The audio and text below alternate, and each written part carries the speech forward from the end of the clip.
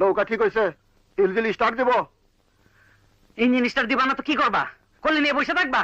অত গরম দেন কেন? বৌমা, শোনো বেয়াদবটা কি বলে। গরম দেন না, যুদ্ধের বাজারে গরমের ভাত নাই।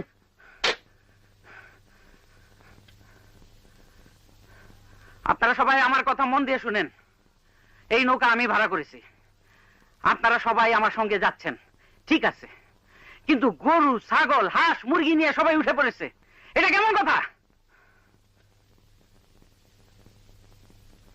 হিন্দু ফ্যামিলি যারা যাচ্ছে তারা তো মনে হয় তীর্থে যাচ্ছে। শাখা, সিন্দুর, ধুতি।